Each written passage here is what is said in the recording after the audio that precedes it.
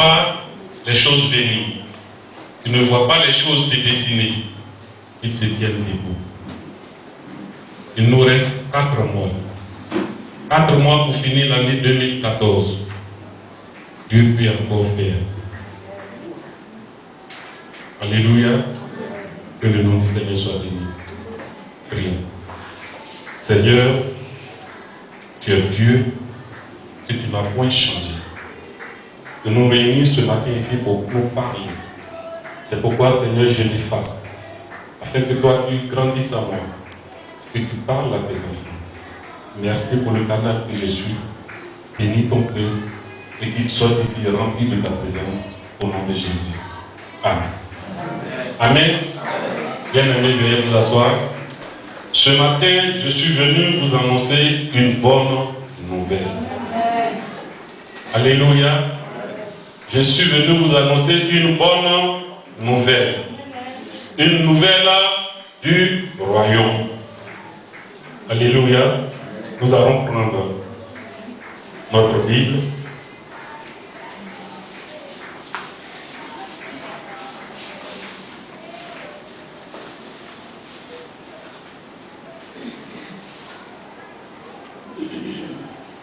Et nous allons l'ouvrir dans le livre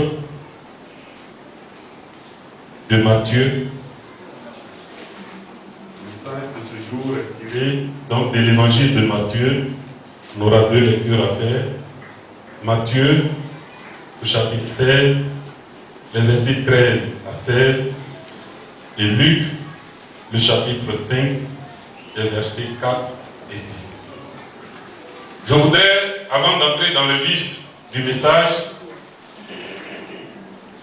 revenir sur ce témoignage de cette jeune dame qui, je l'avais une fois dit ici, qui connaît le Seigneur, qui a donné sa vie au Seigneur, qui milite dans l'assemblée du Seigneur, de l'Église, qui fait le travail que Dieu lui donne de faire.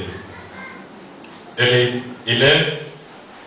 Elle a fait la classe de 3e. Au jour de l'examen du BEPC, elle a échoué. Mais elle a continué.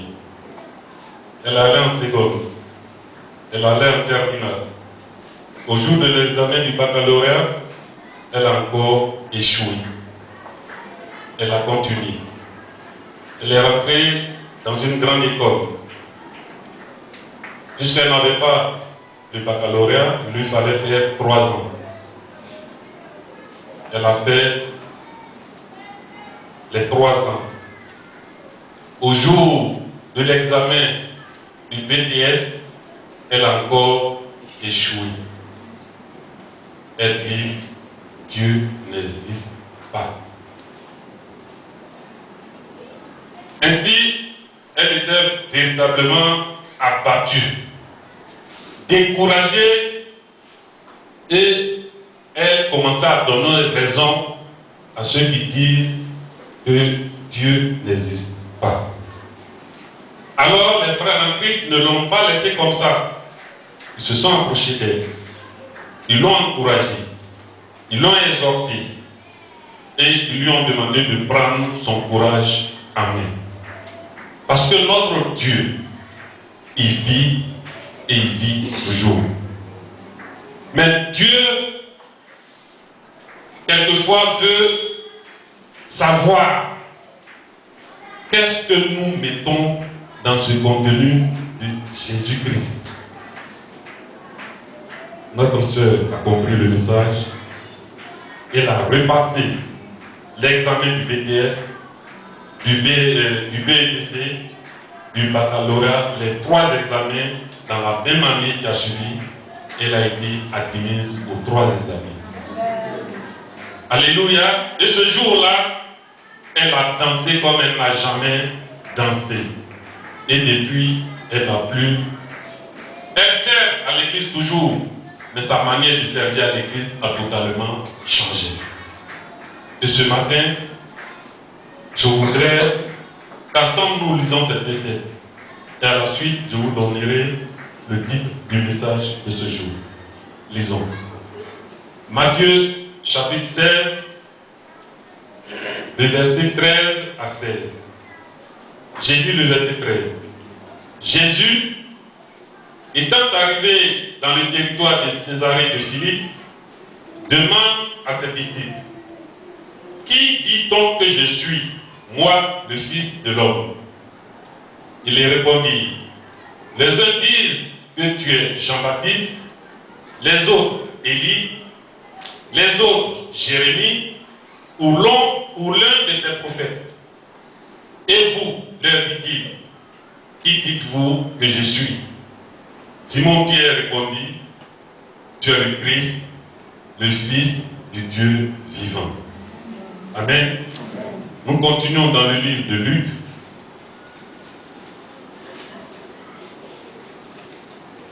Luc, chapitre 5, à partir du verset 4. Et je lis. Lorsqu'il eut cessé de parler, il dit à Simon, avance en pleine eau et jetez vos filets pour pêcher. Simon lui répondit, Maître, nous avons travaillé toute la nuit sans rien prendre, mais sur ta parole, je jetterai le filet.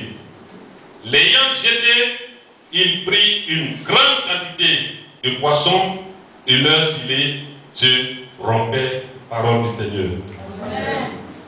Alléluia. Donc voici le message, le texte que Dieu nous donne de lire ce matin.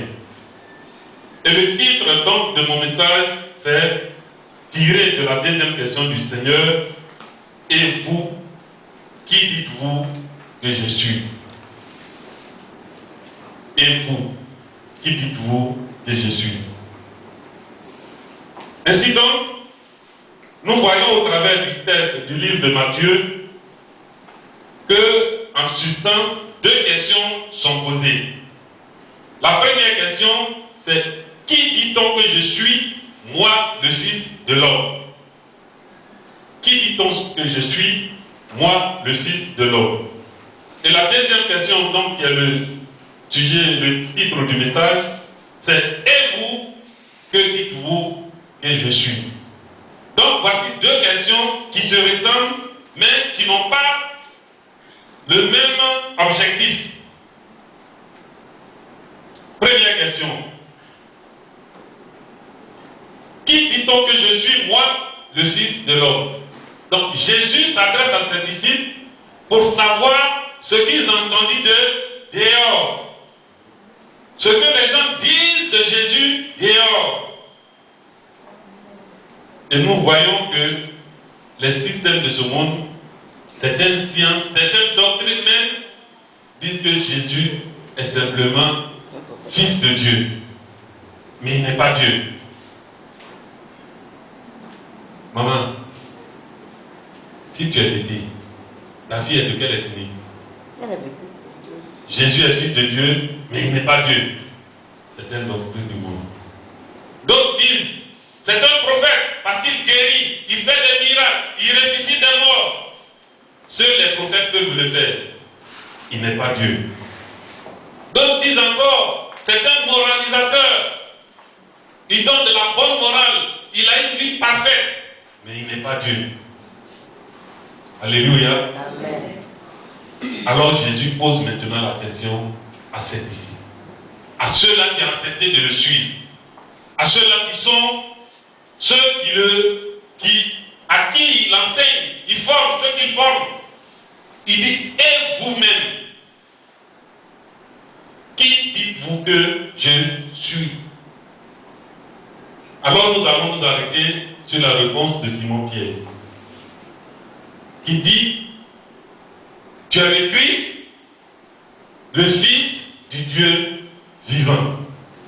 Alléluia.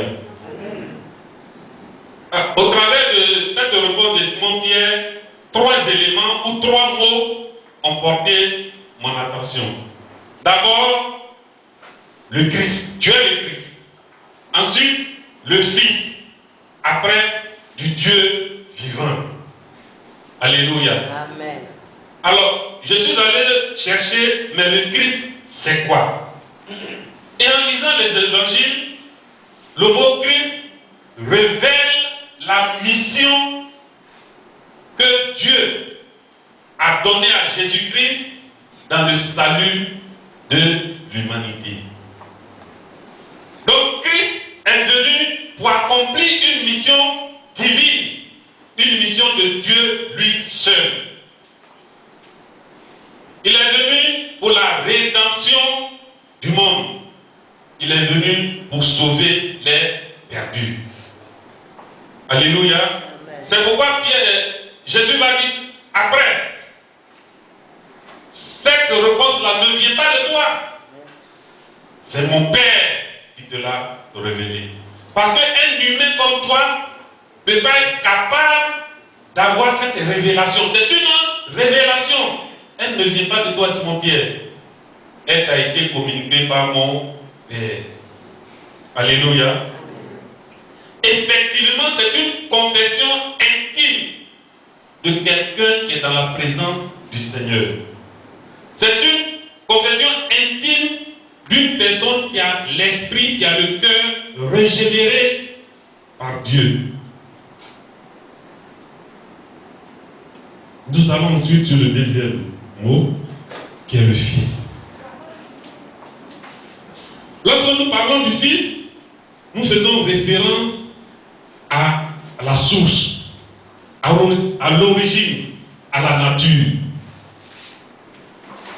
Fils veut dire descendant de, vient de, est sorti de. Et Pierre dit donc, tu es le Christ, le Fils du Dieu vivant. C'est-à-dire que tu es le Christ et tu viens de Dieu. Amen. Tu es le Christ et tu es de la nature de Dieu. Tu es le Christ et Dieu est ta source. Alléluia. Amen. C'est pourquoi je disais tantôt, ce matin, Christ m'a chargé de vous annoncer une bonne nouvelle. Amen. Ensuite, on continue encore et on voit toujours Pierre qui dit, tu es le Christ, le Fils du Dieu vivant. Donc il y a des dieux qui sont morts qui existent. Il y a des dieux qui ne parlent pas qui existent. Il y a des dieux qui ne voient pas qui existent. Il y a des dieux qui sont sourds qui existent. Et il y a des dieux qui sont, il y a un Dieu qui est vivant. Amen. Vous avez vu que ce n'est pas au pluriel, c'est au singulier. Tu es le Fils, tu es le Christ, le Fils du Dieu vivant. Pas le Fils des dieux vivants. Il n'y a pas deux dieux vivants. Il y a qu'un seul. Et lorsque nous parlons de Dieu vivant, ça fait référence donc à cette divinité, à ces petits dieux, à ces dieux qui dorment. Rappelez-vous l'histoire d'Élie et les prophètes du Baal. Seul le Dieu de Jésus-Christ de Nazareth est vivant.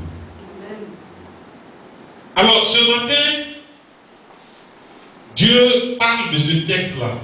Il nous a convaincus, orientés dans ce texte, parce que nous sommes dans son assemblée. La première question est pour ceux qui sont dehors, mais la deuxième question nous concerne. Qui dites-vous que je suis? Nous sommes plusieurs assis ici, avec différentes ethnies. Et notre Dieu a une définition dans chaque ethnie de la Côte d'Ivoire. Certains l'appellent Lago, il y a un contenu. Certains l'appellent Nyakan, il y a un contenu. Certains l'appellent Nyamien, il y a un contenu. Certains l'appellent Dieu, il y a un contenu. Toi, ton Dieu, quel contenu y mets-tu? Quel contenu mets-tu dans ton Dieu? Le message que Dieu m'a donné ce matin, c'est de dire à son peuple, de tes résolutions, je répondrai. De ta détermination, je répondrai. De ce que tu dis que je suis, je serai. Si tu penses que tu es un Dieu capable, il sera toujours incapable.